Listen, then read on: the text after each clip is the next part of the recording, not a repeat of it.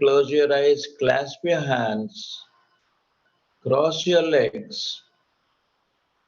and slowly start observing your easy, natural, tranquil, normal breath. एक उच्छ्वास एक निश्वास पर ध्यान रख के हम आज शुरू करेंगे अपना आनापानसति ध्यान। और ऐसे करते करते हमारे मन में एक भी विचार नहीं होता है। So we start emptying the mind. The moment we start observing our breath, and not only observing the breath, not only do we empty our mind when we observe our breath, we also receive a lot of cosmic energy. Each time you get a thought, go back to the breath. That way, when you do it continuously, you will be in a state of bliss. You will reach a very happy situation. Sukhasthira asana. Sukhasthira asana means sukh se baithna or sthir baithna, and your asana should be very, very comfortable. अगर 1 घंटे बैठना होता है तो भी बैठ सकते हैं जब सुख से बैठते हैं। So let us start the meditation. Don't think of any God, don't think of any deity or guru or ashram or house or friends or relatives, nothing. Simply keep watching your easy flowing breath. I'll set the music. Let the music help you to go into deeper states of meditation.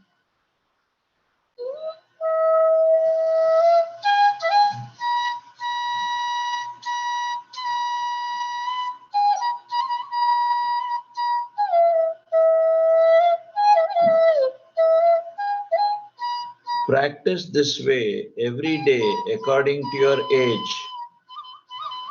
अपने उम्र के बराबर आप बैठ सकते हैं।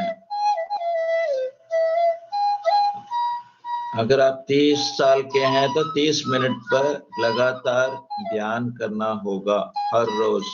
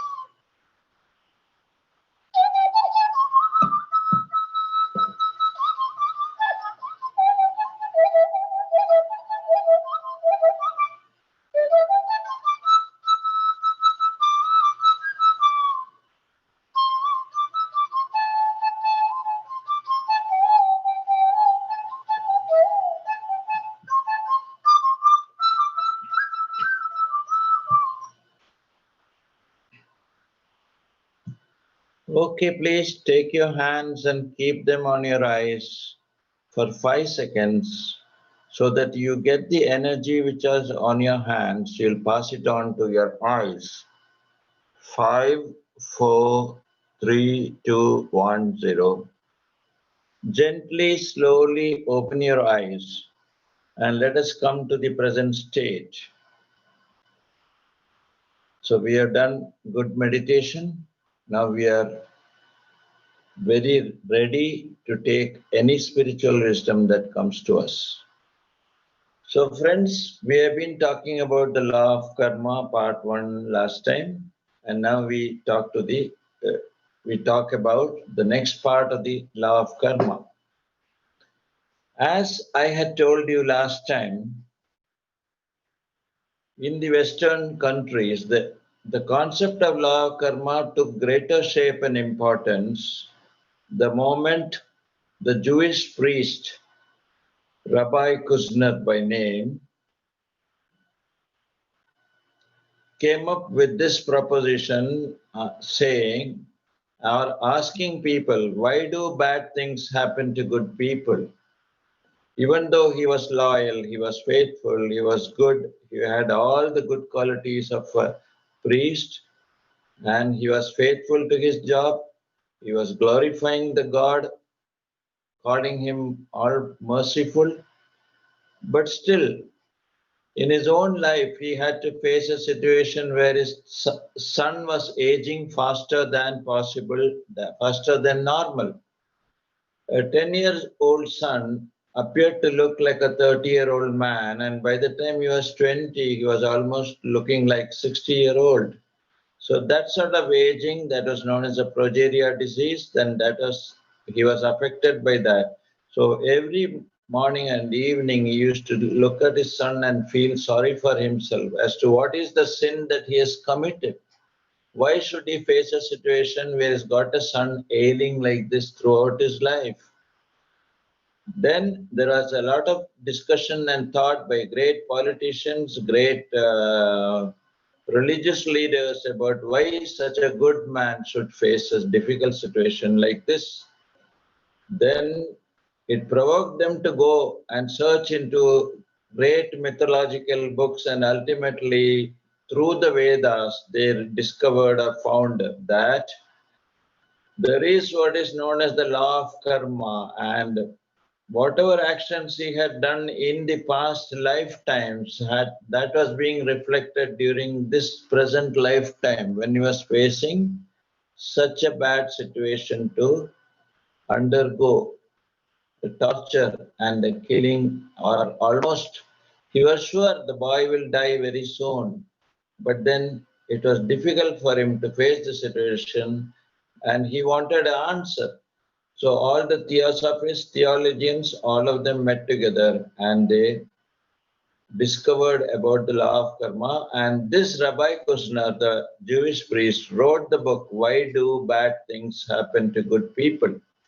That was when the law of karma got a lot of importance and people started believing in rebirth. So whatever you do, good or bad, in a lifetime, if you do good, you get good things. And if you do bad, you face the effects of that.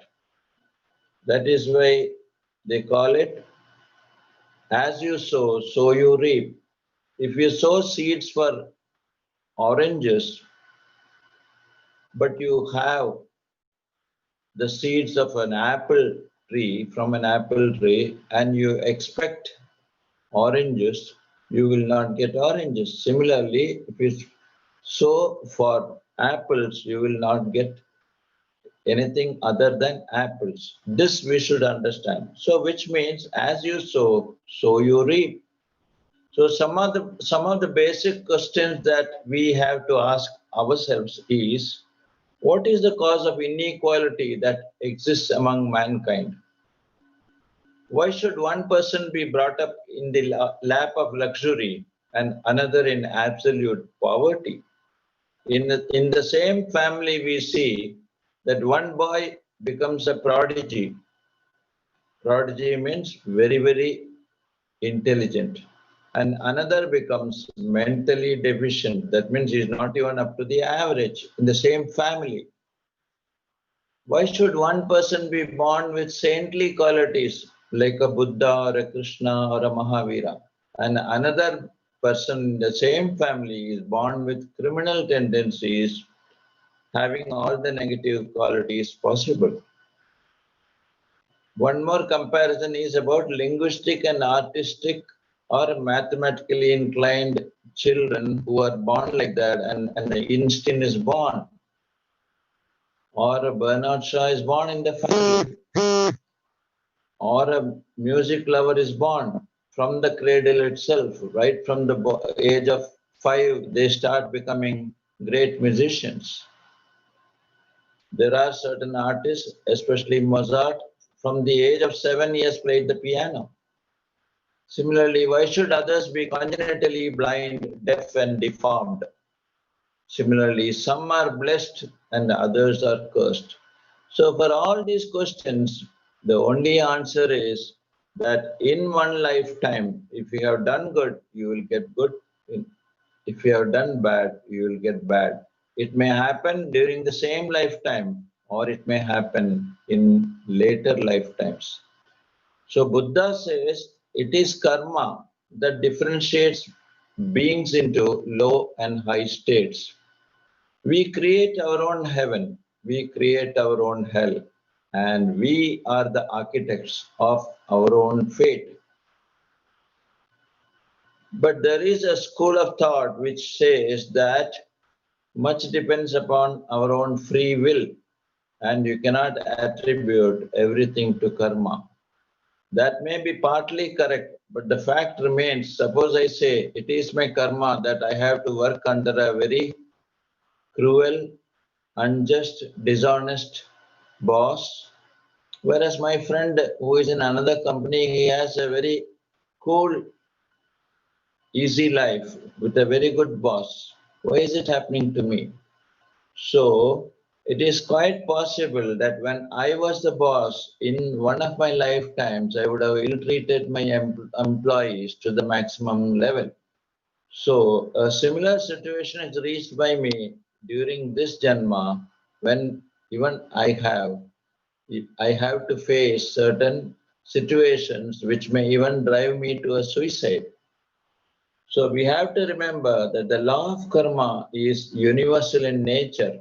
Karma means action and covers thought, word, and deed. So the basis of the law of karma is as you sow, so shall you reap. Now, what are the types of karma? There are three types of karma. One is sanchita karma. Sanchita karma means a karma which means a bad action which has been committed by me sometime. It is dormant and it is stored, but it has not come to fruition. Fruition means it has not come to have its effect so far. It remains. I have done something bad, but it remains stored. It has not yet been settled. It remains as a minus point in one of my lifetimes. It's dormant and it is stored. The second one is the prarabdha karma.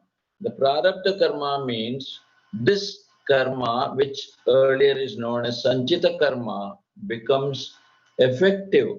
It starts working on me. So good will do me good. I would have donated to so many people. I would have constructed so many houses for poor people.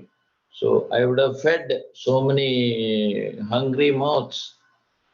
So the good things happen to me. But when I've done something bad and the result of that is about to be borne by me or to be faced by me in this lifetime, it is known as prarabdha karma. So it should be our endeavor to see that whatever stored karma is there, then it will get, since it gets effective in the present lifetime as prarabdha karma, the best thing for me to do will be to avoid doing any bad karma so that there is no backlog of either sanchita karma or prarabdha karma. Prarabdha karma is very active. Sanchita karma is a stored karma which has been kept in abeyance because I have started becoming good in my life. I started turning around and doing better things.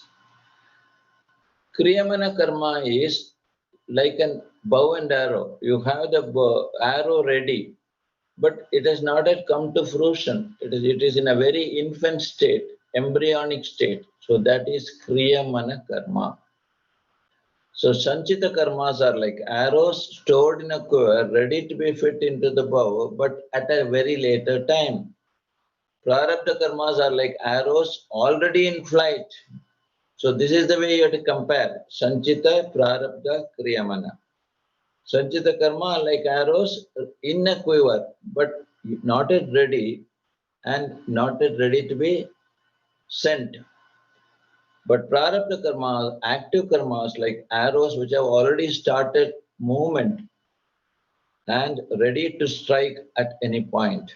And Kriyamana means potential karmas which are like arrows that have not yet been made, although all the components are present. That means the bow and arrow are both ready, but it has not been made ready for use.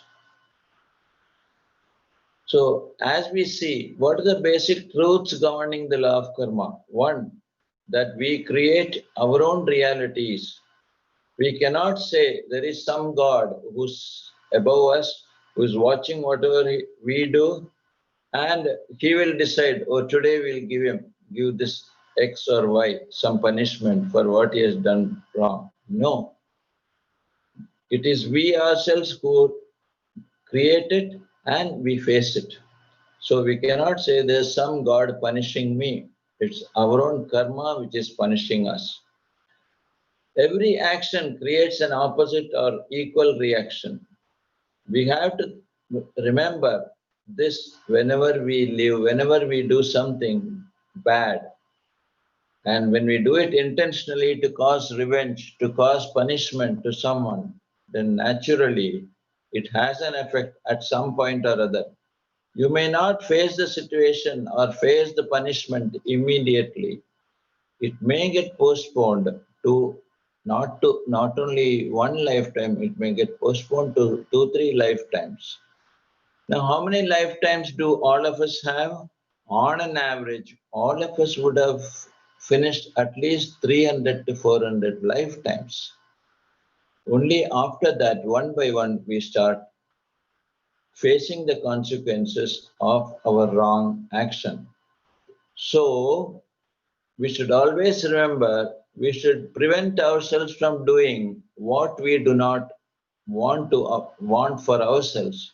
So we should not be causing a financial loss to an enemy of ours just because I don't like him, just because he has caused me some harm at some time, knowingly or unknowingly. He must have done unknowingly. So, since we do not want any loss to come to us, obviously we should avoid doing something which causes loss to someone else. This also means it can affect any bad action from our side, including killing. Suppose a person has been killed due to a fight in the business, and the person, suppose he is undercutting the price of the product and selling more than your turnover is. So you develop an enmity against him. So you want to teach him a lesson.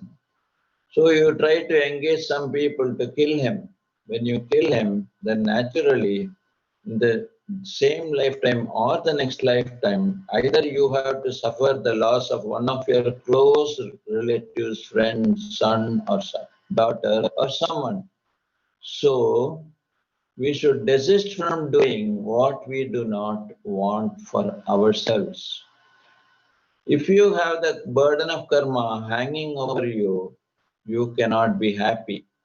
So, Osho says in his book, Art of Living and Dying, that's the name of the book, and he says, If we have the burden of karma hanging over us, we cannot be happy. And one more point to add is, if we have not yet become vegetarians, we have not even entered the portals of the kingdom of God, because every act of killing, especially eating the flesh of animals, causes a lot of bad karma to be commenced. A lot of bad karma starts accumulating the moment you start eating foods by killing animals, birds, fish, etc. So if we have not become vegetarians, we have not even entered the threshold of the kingdom of God. And for all this, when you do meditation, meditation burns up all the backlog of karma and makes life joyful. Now, why do we say that? It's because when you practice himsa, then lot of bad, negative effects are created. So we have to avoid that. When you kill an animal, then your consciousness level goes down because you have committed an act of injustice, an act of himsa. So diet and consciousness, that is what food you eat and what is your consciousness level. Our consciousness level has to always be in the uppermost level. If your consciousness has to be maintained, you have to follow the path of non-violence. No violence can be caused either intentionally or unintentionally. So karma is not mere punishment. It creates justice. It creates total justice. So when your consciousness levels are high, it's easier for you to go into the spiritual path. Even to do meditation, it's very important that we desist, we avoid food which are created by the killing of any creature whatsoever. So the highlights of the law of karma are, it is logical and predictable. You can predict that this man, suppose he causes the loss of someone's son. Naturally, he is going to suffer the effects of that either in this lifetime or in the next lifetime. So it is logical, it is predictable. It also creates self-responsibility. So you become a responsible citizen of this cosmos, taking care of all the animals, all the birds. You do not cause any harm to anyone whatsoever. It teaches you love and compassion. You start looking at everything from a different mindset the moment you start meditation and the moment you take to the spiritual path, because you feel all these deserve to be living. We have no right to kill. In fact, there are very many spiritual gurus who say the moment you take to food which does not suit your constitution or suit or go with the universal law of live and let live, the moment you do that, then your life takes a different path altogether. You need to follow the path of ahimsa if you have to be in happiness. And the happiness should be shared by everyone. So we have to remember that karma is key to harmony.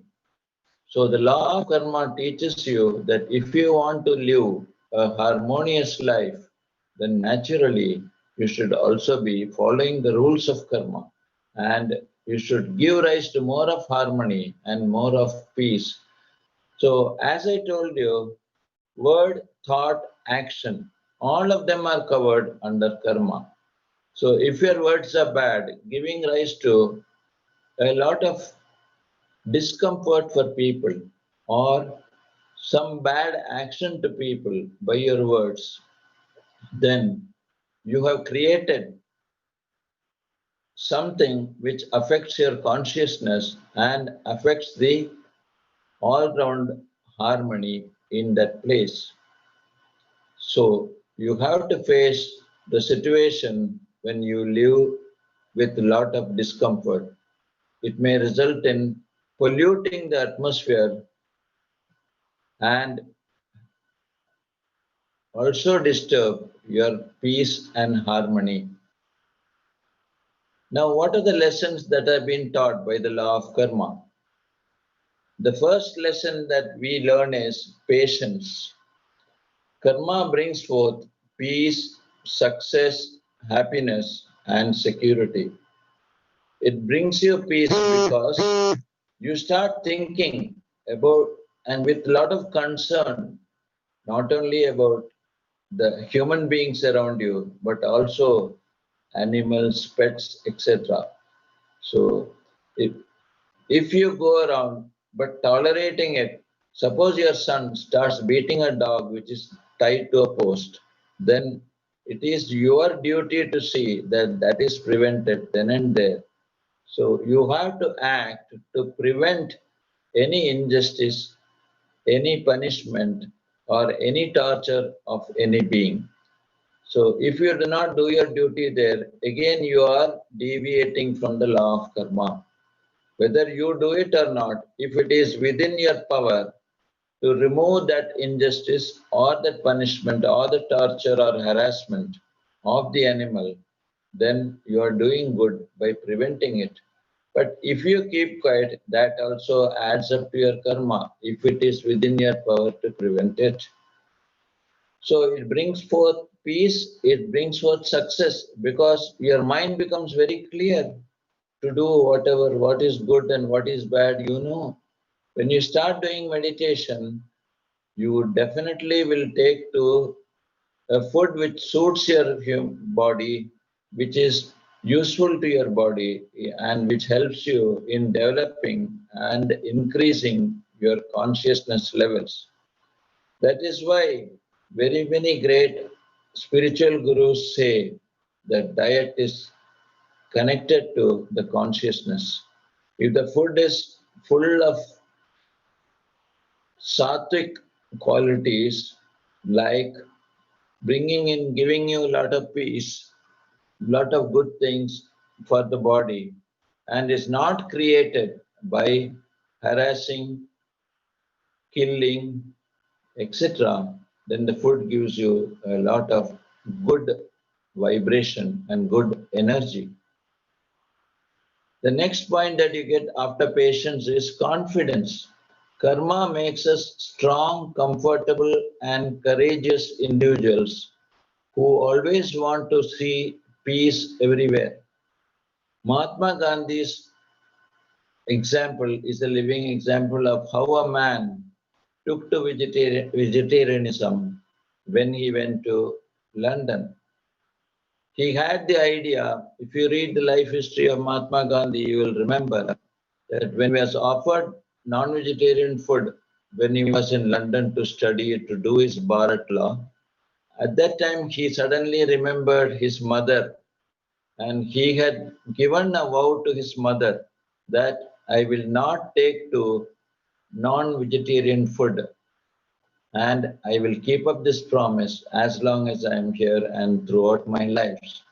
So when he was offered such food in the hostel, he suddenly remembered the promise that he had made to his mother that I will desist from eating any food which is not sattvic in nature. One more example of Mahatma Gandhi is when he was put in Yeravada jail. Then he had a problem with his stomach one day after he had his food. So he went and asked the jailer, the food has created a problem for me today. Jailer sir, can you explain to me who is cooking the food here? Then the jailer explained that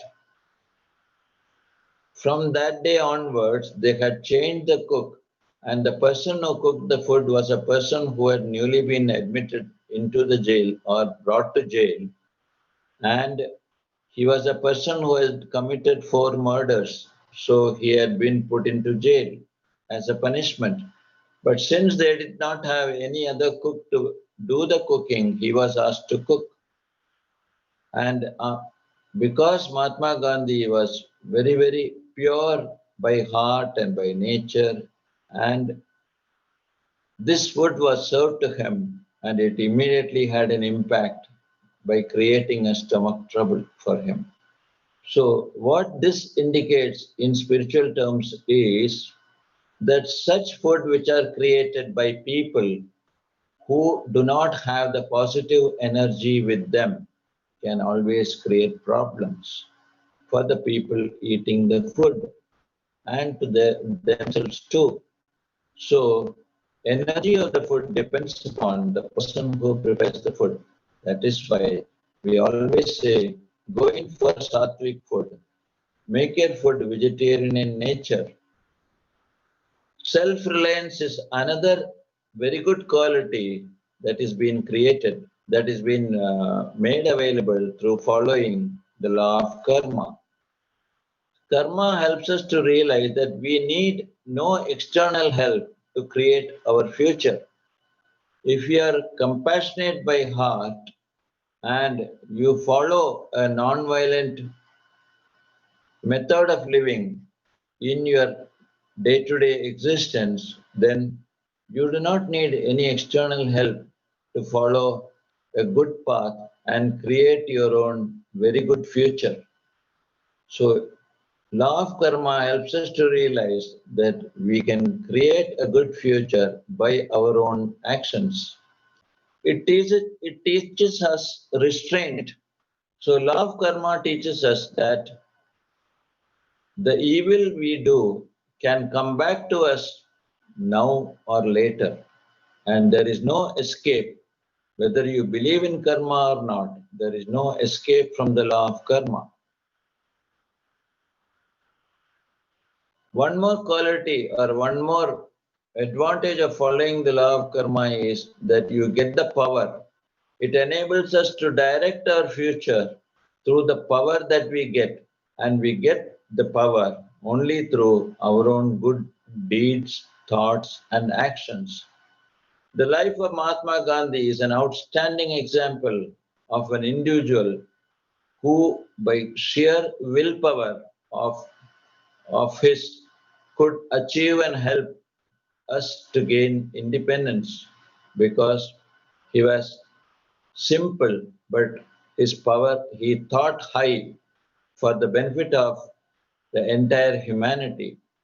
He could not think of doing bad deeds or thoughts or actions, and he preached it. So he said, the greatness of a nation and its moral capacity can be judged by the way the animals are treated in the country. If the animals are treated well, then naturally that country is very great.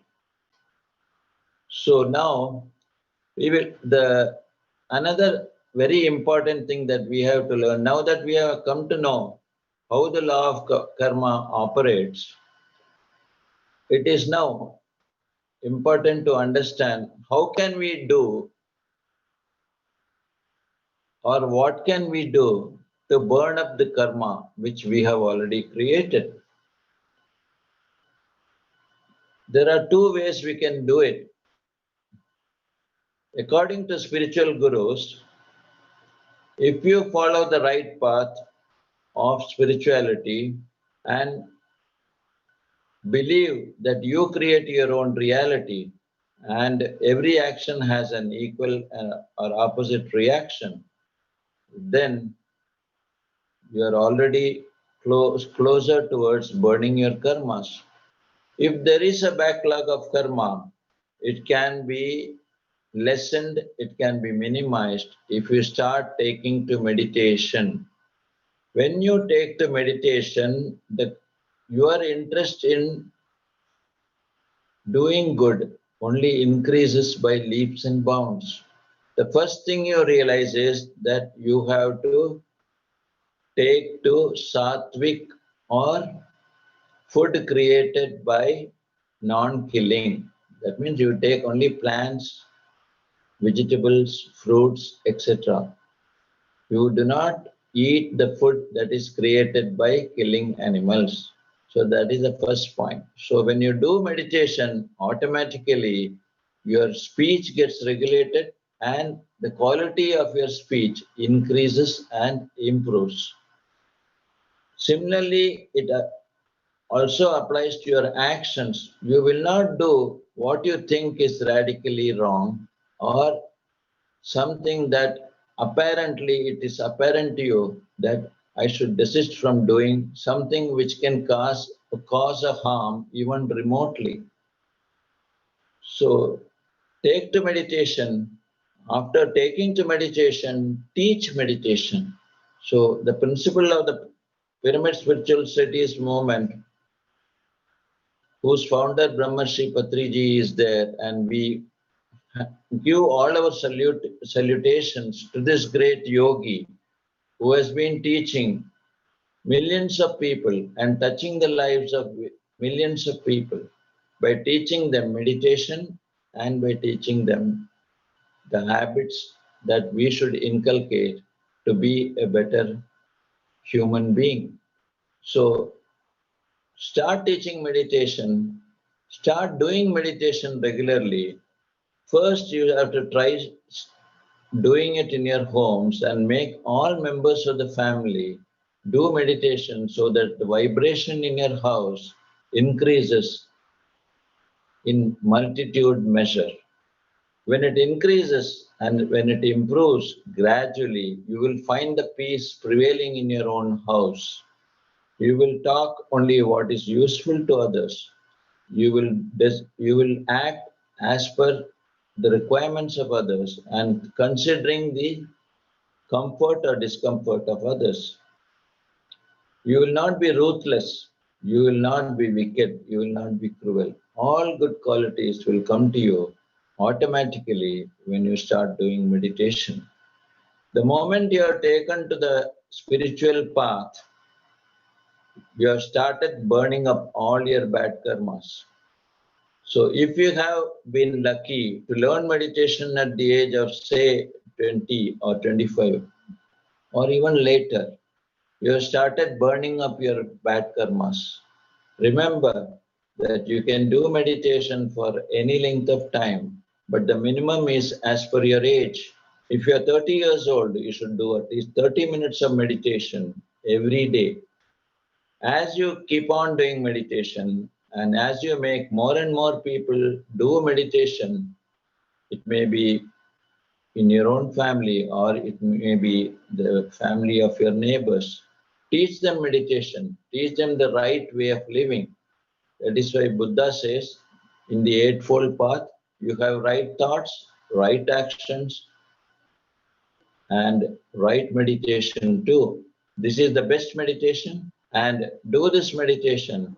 And as you keep on doing meditation, your karma gets burnt up. No more of bad karmas can affect you, but at the same time, no miracles can be caused. You cannot create miracles simply because you are doing meditation, and you cannot expect miracles. But the fact remains, even if you have a problem, even if it is a big problem that will appear to be small, and sometimes it may even get dissipated, it may get reduced and it may disappear because you are taken to the universal path. Everything will fall in line in your life the moment you take to meditation. So meditation is the only way to burn up your karma. Read the right book. There are three ways of going to the spiritual path. One is by Dhyana. Second is by reading the right books. Read a lot of books consisting of experiences of very great masters. Bhagavan Ramana Maharshi, Sadhu Vaswani's book, read them. It talks about meditation, it talks about following the path of non-violence. Sai Satcharita by Shirdi Sai Baba, that is a very great book. It has changed the lives of so many millions of people. So if you should remember, if you have the burden of karma hanging over you, you cannot be happy. Meditation burns up all the backlog of karma and makes life joyful. Karma is not punishment. Remember, karma is not mere punishment. Karma creates total justice, and that is what we are looking for. So, let us understand that if the law of karma is followed by us, then we will be able to burn up all the bad karma which we have created by due to our own actions, which may have been done intentionally or unintentionally. Both are affected under the law of karma, because if it has an effect, then it has to be borne. Similarly, we have to remember that there is what is known as group karma.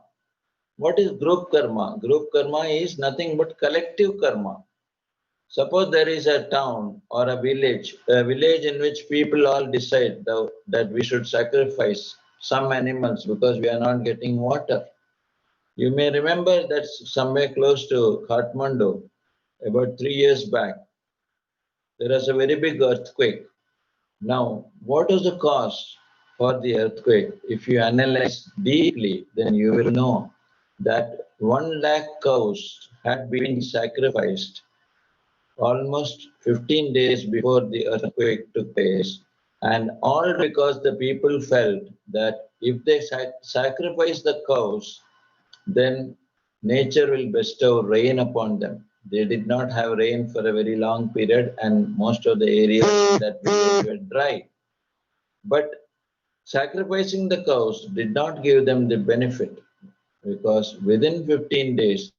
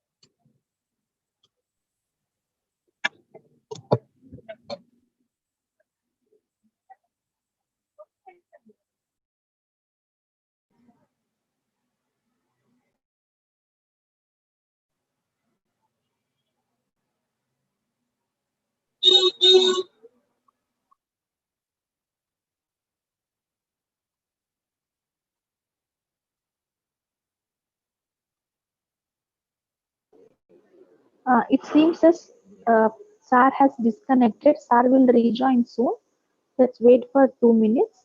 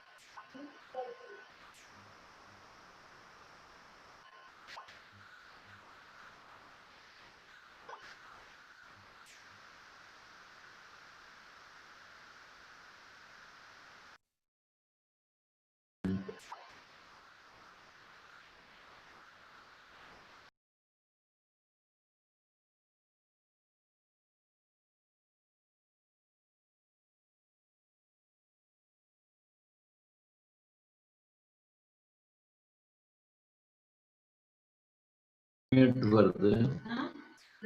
Host would like you to unmute. Hello. The mute Yes, இல்ல sir. இது. Ready? Hello, ready?